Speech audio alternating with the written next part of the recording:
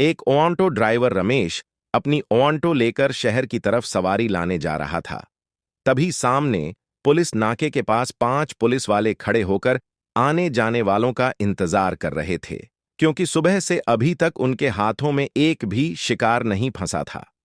तभी driver Ramesh onto को जैसे ही सामने ले जाता है तो उसके ओंटो को 5 पुलिस वाले रोक लेते हैं और उनमें से एक बड़े मूंछों वाला पुलिस कांस्टेबल चिल्लाते हुए ड्राइवर रमेश का शर्ट पकड़कर ऑटो से बाहर खींचता है और कहता है, चल 5,000 रुपये निकाल, क्योंकि तुमने ट्रैफिक नियमों का उल्लंघन किया है, तुम्हें जुर्माना भरना पड़ेगा।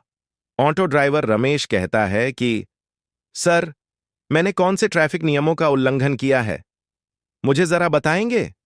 उसके बाद पुलिस वाले कहते हैं कि या तो जुर्माना भर, वरना तुम्हें हमारे साथ थाने में चलना पड़ेगा। अब रमेश जैसे उस थाने का नाम सुनता है तो उनसे कहता है कि मैं जुर्माना नहीं भरूंगा, मुझे उस थाने के अंदर ही ले चलो। क्योंकि उस थाने के अंदर उसकी पत्नी, जिसका नाम था अंजलि, 2 दिन पहले उसकी पोस्टिंग हुई थी और रमेश ने अपनी पत्नी को ऑटो चलाकर पढ़ा लिखाकर इस काबिल बनाया था। तो उसे विश्वास था कि उसकी पत्नी उसकी मदद करेगी और पूछेगी कि कौन से ट्रैफिक नियमों का उल्लंघन किया है। इसके बाद रमेश बेखौफ होकर उस थाने के अंदर चला जाता है। वहां पर जाने के बाद एक कुर्सी पर उसको बैठा दिया जाता है। इधर जो डीएसपी मैडम अंजलि थीं, वह फोन पर किसी से कहने लग रही थीं कि इस तरह से जानकारी निकालने की कोशिश मत करो, किसी को जरा सा पद क्या मिल गया, तुम लोग सब जगह पर ऐसे ही यूज करने लगे, मेरे नाम को आइंदा मुझसे ऐसी उम्मीद मत रखना। इस तरह की फटकार वह फोन से किसी को लगा रही थीं। उसके बाद डीएसपी मैडम वहां पर आती हैं और कांस्टेबल से पूछती हैं कि इसको क्यों पकड़कर लाए हो। उसके बाद कांस्टेबल बताता है कि इसने ट्रैफिक नियमों का उल्लंघन किया है और यह जुर्माना देने से मना कर रहा है। अब इसके बाद रमेश आशा भरी निगाहों से अपनी पत्नी की तरफ मुस्कुराकर देख रहा था, लेकिन तभी उसकी पत्नी कहती है कि अगर यह जुर्माना नहीं दे रहा है तो इसका ऑटो जब्त कर लो, इसको यहां से भगा दो। इस बात को रमेश जैसे ही अपनी पत्नी के मुंह से सुनता है तो एकदम हैरान और परेशान सा हो जाता है, क्योंकि उसकी पत्नी को उसने ऑटो चलाकर पढ़ा लिखाकर इस लायक बनाया था और उसकी पत्नी ने आज उस ऑटो को ही बंद करने के लिए बोल दिया था, जिस ऑटो की वजह से वह डीएसपी बनी थी। अब इसके बाद रमेश मायूस हो जाता है और अंजलि की तरफ सूखी सी आंखों से देखने लगता है। अब रमेश इसके बाद उस थाने से भारी कदमों के साथ, उसकी आंखों में आंसू थे, चेहरे पर मायूसी थी, धीरे धीरे चलकर अपने घर की तरफ जाने लगता है। वह रास्ते में सोचता हुआ जाता है कि जिस दिन अंजलि को मैंने पढ़ाना लिखाना चालू किया था, तो उस दिन तो यह बड़ा कहा करती थी कि इतने में किसी अच्छी सी पोस्ट को हासिल न करूं, उतने दिन ही तो मेहनत कर लो, उसके बाद तुम्हें मेहनत करने की कोई जरूरत नहीं है। अब भारी कदमों के साथ इन सभी बातों के बारे में सोचता हुआ अपने घर पहुंचता है और वहां जाकर अपनी मां को पूरी बात के बारे में बताता है। वह कहता है कि मां, अंजलि तो इतना बदल गई है कि उसने मुझे पहचानने तक से इनकार कर दिया और मेरा ऑटो भी जब्त कर लिया, जिस ऑटो को चलाकर मैंने उसे डीएसपी बनाया था। अब इस बात को जैसे उसकी मां सुनती है तो कहती है कि बेटा, तुम्हें वह दिन तो याद होगा जब अंजलि की शादी तुम्हारे साथ हुई थी और उसके तीसरे चौथे दिन ही इसने बोल दिया था कि तुम लोगों ने हामी भरी है मुझे पढ़ाने लिखाने की और मेरी पढ़ाई लिखाई का खर्चा तुम्हें उठाना पड़ेगा। उस टाइम पर परिवार की हालत ठीक नहीं थी, लेकिन उस समय भी इसने जबरदस्ती हमसे की थी पढ़ने लिखने के लिए। अब इस बात को सोचकर दोनों मां बेटे काफी ज्यादा परेशान होते हैं। इधर जो रमेश का बेटा था, वह अपनी दादी के साथ ज्यादा खेला करता, क्योंकि उसकी मां को पढ़ाई लिखाई से फुर्सत ही नहीं थी और इसी वजह से वह दादी को सबसे ज्यादा लाड किया करता था।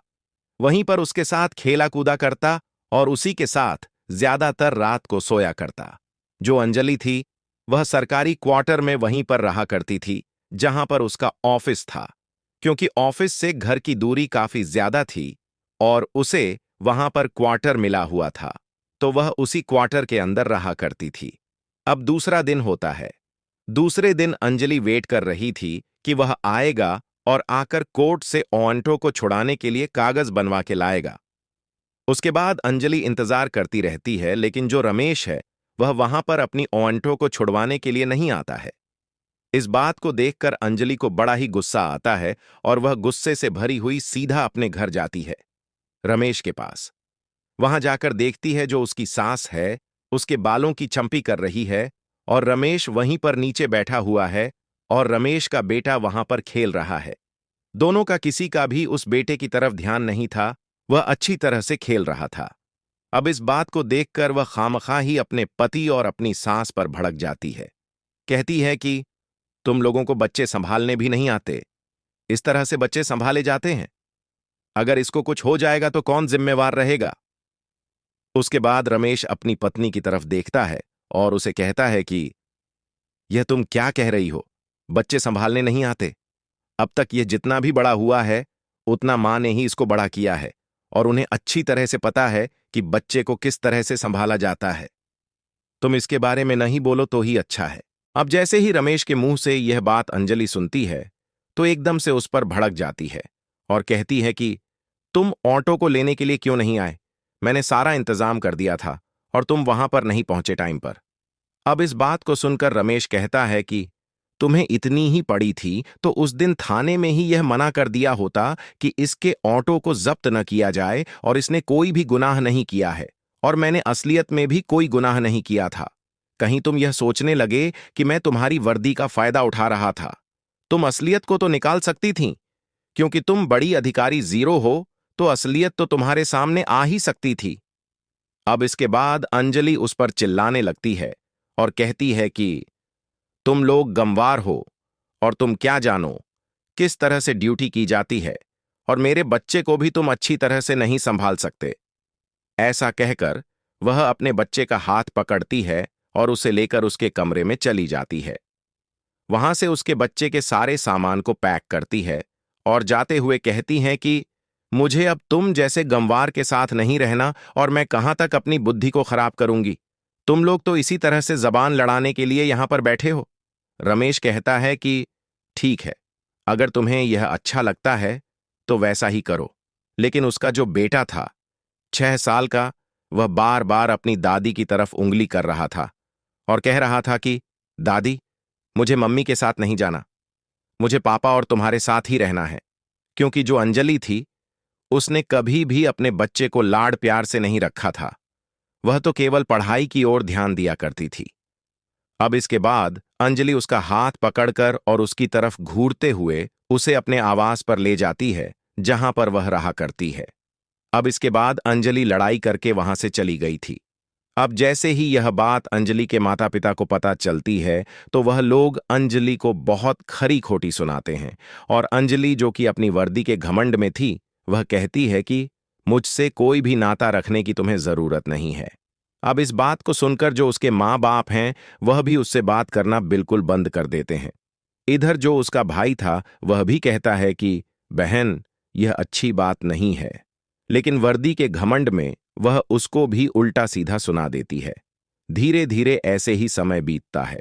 जो अंजलि है वह अपने बच्चे को घर पर रखा करती है और एक फुल टाइम मेड उसने रख रखी थी बच्चे की देखभाल करने के लिए। तभी एक दिन के समय जो उसकी मेड थी वह बच्चे को लेकर मार्केट आई हुई थी और इधर उस लड़के की दादी भी वहां पर आई हुई थी कुछ सामान को खरीदने के लिए। और जैसे ही वह 6 साल का बच्चा अपनी दादी को देखता है तो अपनी मेड के पास से हटकर सीधा अपनी दादी को जाकर लिपट जाता है। इधर मेड जैसे ही देखती है कि बच्चा कहाँ गया तो वह उसे इधर उधर ढूंढने लगती है। वह दादी के पास आता है, उसकी आंखों में आंसू थे और कहता है कि दादी, मुझे तुम्हारे साथ रहना है, मुझे मम्मी के पास नहीं रहना। मम्मी तो एक गंदे से अंकल के साथ रहती हैं और वह लोग मुझे कभी कभी पीट भी दिया करते हैं। अब जैसे इस बात को उसकी दादी सुनती है तो वह कहती है कि बेटा, तुम क्या कह रहे हो? मम्मी किस गंदे अंकल के साथ रहती है? तो वह बताता है कि गंदे से अंकल मम्मी के घर पर आते हैं और वह पूरा दिन भर भी रहते हैं, कभी कभी जब छुट्टी का टाइम होता है, लेकिन रोज शाम को जरूर से आते हैं और मम्मी और वह अंकल मुझे पीटते हैं अगर मैं नहीं सोता हूं तो। और उसके बाद मैं सोने का नाटक कर लेता हूं और मम्मी और वह गंदे अंकल घंटों तक बैठकर आपस में बातें करते हैं और जोर जोर से हंसा करते हैं।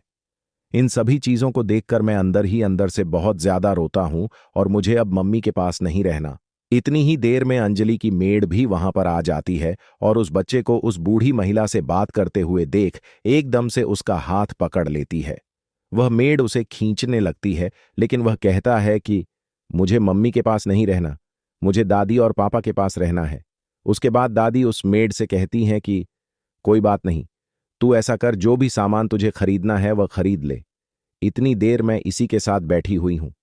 अब इसके बाद दादी का भी बहुत ज्यादा मन था कि वह अपने पोते को अपने साथ ले जाए, लेकिन वह मजबूर थी क्योंकि उस मेड ने उससे कहा था कि मेरी मालकिन ने मुझे सख्त हिदायत दी है कि यह बच्चा उनके पास नहीं जाना चाहिए।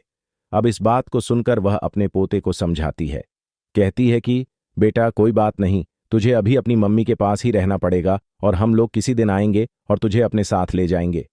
ऐसा कहकर वह उस लड़के को समझाकर उस मेड के साथ भेज देती है और उसके बाद वह अपने घर आ जाती है। उनके दिमाग में यही बातें चल रही थीं जो उस छोटे से बच्चे ने उन्हें बताई थीं कि उसके बेटे की बहू इस तरह का कृत्य भी कर रही है। अब यह बात आकर वह अपने बेटे को बताना तो नहीं चाहती थी, लेकिन मजबूरन उसे बताना पड़ता है। वह अपने बेटे को पूरी कहानी के बारे में बताती है। कहती हैं कि पोता मिला था और वह ऐसे कह रहा था कि कोई गंदे अंकल है, वह उसे पीटा करते हैं। उसके बाद एक दिन छुट्टी का दिन था और छुट्टी के दिन बिना बताए जो रमेश है अपनी मां के साथ अपनी पत्नी के सरकारी आवास पर पहुंच जाता है। वहां जाने के बाद जैसे ही डोरबेल बजाता है तो अंदर से अंजलि निकलती है, जो कि अभी नींद में ही थी, और उसने जैसे ही दरवाजा खोला तो एकदम से सकपका जाती है। वह एकदम से कहती है कि तुम लोग यहां पर क्या कर रहे हो।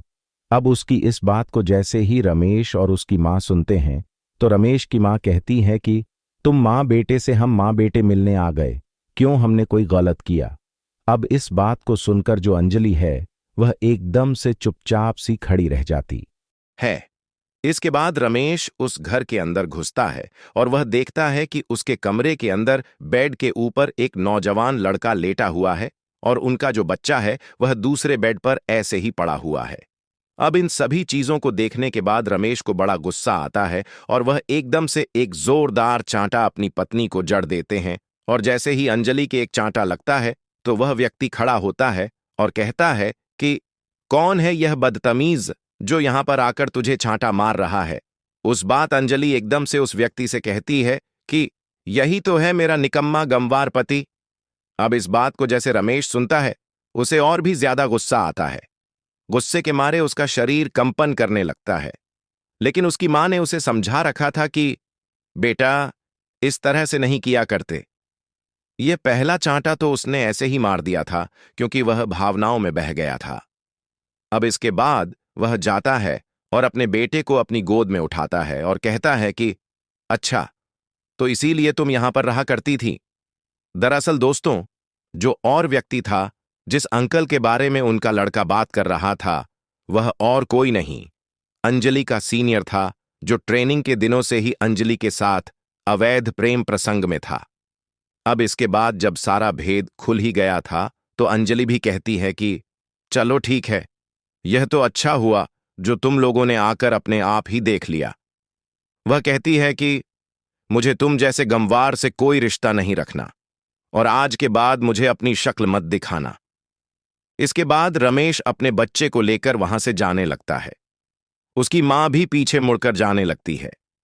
तभी अंजलि एकदम से रमेश को रोकती है और कहती है कि जाते जाते इस काम को और कर जाओ। मैंने डिवोर्स के पेपर पहले ही तैयार कर रखे हैं और इस पर साइन भी कर दो। उसके बाद रमेश उन पेपरों पर साइन कर देता है और वहां से अपने बच्चे को लेकर चला जाता है। वह घर जाकर एक कमरे के अंदर बैठे हुए थे। उसने अंजलि को डिवोर्स दे दिया था। डिवोर्स भी उनका लगभग कंप्लीट ही हो गया था क्योंकि अंजलि ने पहले से ही डिवोर्स के पेपर बनवा रखे थे। अब कुछ दिनों तक उनका केस चलेगा और केस चलने के बाद उन दोनों का डिवोर्स हो जाएगा। अब रमेश घर के अंदर बैठा है, उधर उसकी मां बैठी हुई है और वह सोच रही है कि किस तरह से बेटे की गृहस्थी को अच्छी तरह से चलाया जाए। अब उसके बाद रमेश की मां पुरानी संदूक को खोलने लगती है और उसमें ढूंढने लगती है कि शायद ऐसा कुछ मिल जाए जिससे फिलहाल कुछ थोड़ा बहुत काम करने के लिए हमें मदद मिल सके। ढूंढते ढूंढते संदूक के सबसे नीचे उसे एक पेपर मिलता है, एक जमीन का। उसके बाद वह उस पेपर को रमेश को दिखाते हुए कहती है कि बेटा, देखो ये क्या चीज है। उसके बाद में उसका बेटा उस पेपर को पढ़ता है और उस जगह के बारे में जब पता चलता है सो वह जमीन कई करोड़ रुपए की थी।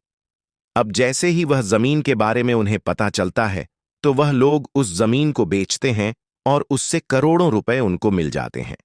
अब करोड़ों रुपए उनके पास आ गए थे। अच्छा सा घर बनाते हैं। और जो रमेश था, रमेश पढ़ने में काफी ज्यादा होशियार था, लेकिन अपनी पत्नी की पढ़ाई के लिए उसने अपनी पढ़ाई को दांव पर लगा दिया था। पत्नी की पढ़ाई करवाने के लिए उसने अपनी पढ़ाई को छोड़ दिया था और वह ऑटो चलाकर अपने घर का भरण पोषण किया करता है और अपनी पत्नी को ही पढ़ाया लिखाया करता था।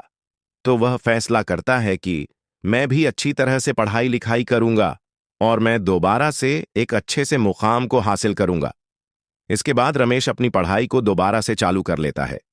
इधर उसकी जो मां थी वह भी घर के अंदर ही अचार और पापड़ बनाने का बिजनेस चालू कर लेती है और जो उसके पोते की मेड थी, जिसको उसकी पत्नी अंजलि ने रख रखा था, उसे मेड को बुलाकर उस घर के अंदर उस बिजनेस को अच्छी तरह से चलाने लगती है। धीरे धीरे वह लोग मेहनत करते हैं और उनका बिजनेस अच्छी तरह से चलने लगता है। पैसे भी उनके पास अच्छे खासे थे, उनका बिजनेस भी चलने लगा था। तो अब रमेश को कोई भी प्रॉब्लम नहीं होती है, उसे कमाने की भी कोई दिक्कत नहीं है और वह अच्छी तरह से अपनी पढ़ाई पर फोकस करता है। फोकस करने के बाद लगभग 2 साल के बाद उसका सिलेक्शन एसपी के पद पर हो जाता है। अब जैसे ही वह एसपी बना था तो खबरों में उसका ही नाम चला करता था।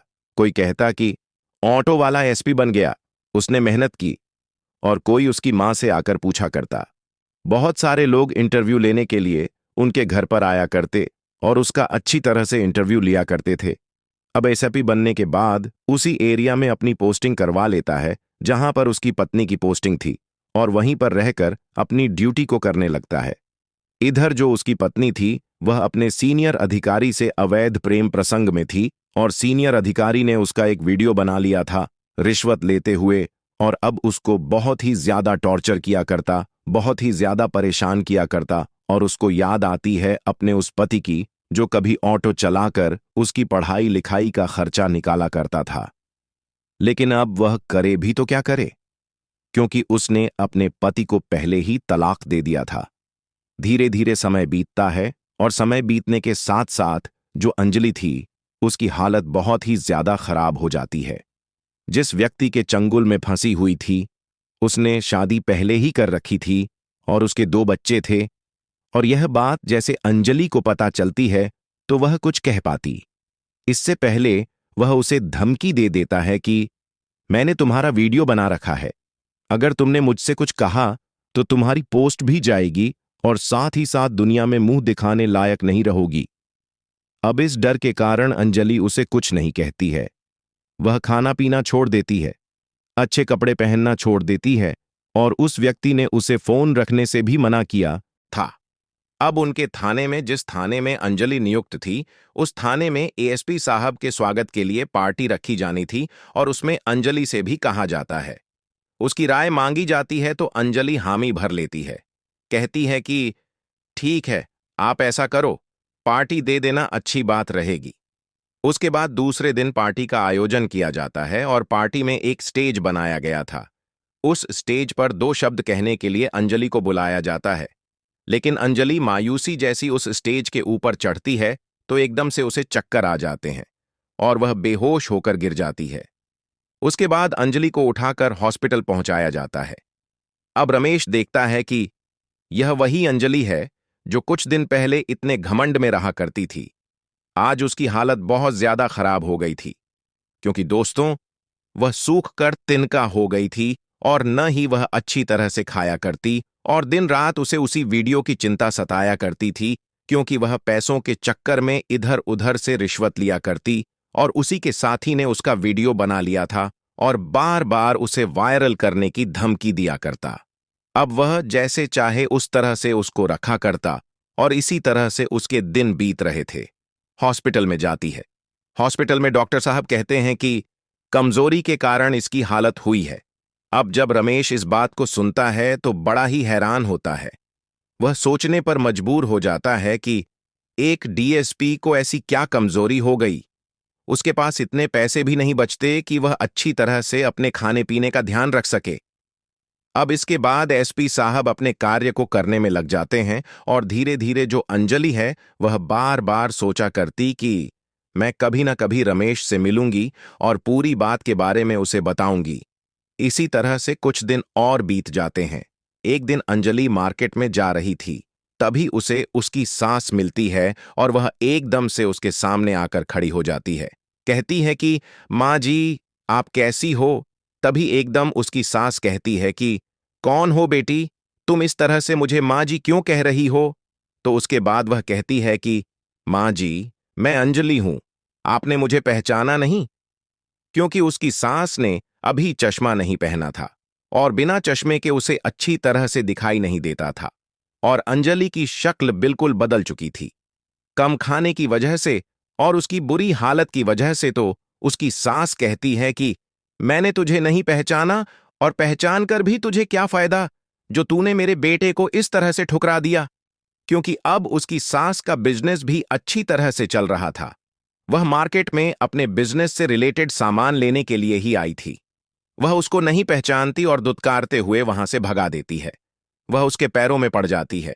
कहती है कि माँ जी, मुझसे बहुत बड़ी गलती हो गई।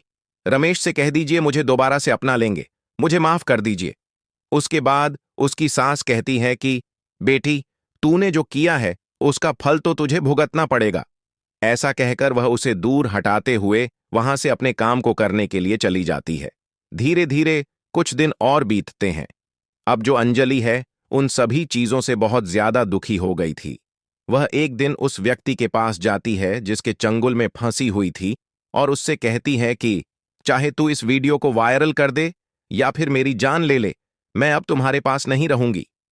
ऐसा कहकर वह वहां से भागकर रमेश के घर पर आ जाती है और रमेश के घर का दरवाजा खटखटाती है।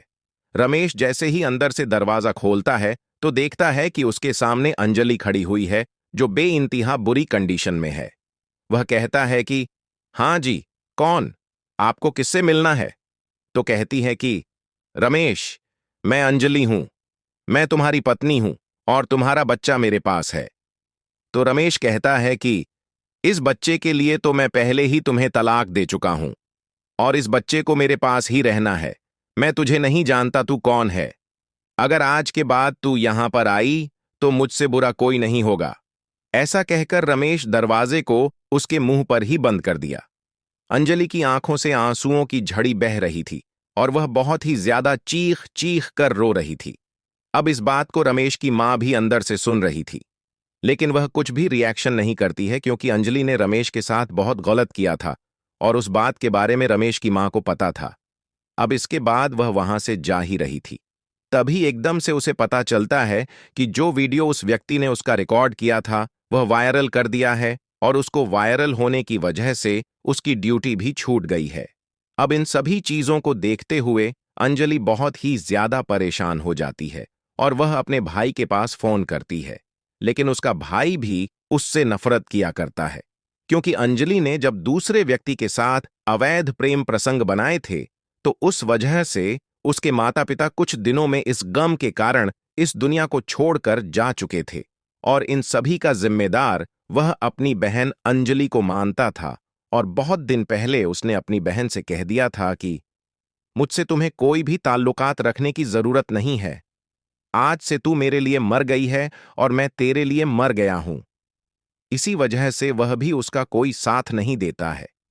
इधर जो व्यक्ति था जिसके प्रेम प्रसंग में फंसी हुई थी, वह वहां से उसके घर से सारा पैसा जेवर लेकर भाग गया था और उसके बाद उसने उसकी वीडियो भी वायरल कर दी थी। अब वीडियो वायरल हो गई थी, उसकी नौकरी छूट गई थी, तो अंजलि अब पागलों की तरह इधर उधर घूमने लगती है और कुछ दिनों के बाद ही उसका स्वास्थ्य खराब होने के कारण उसकी मौत हो जाती है।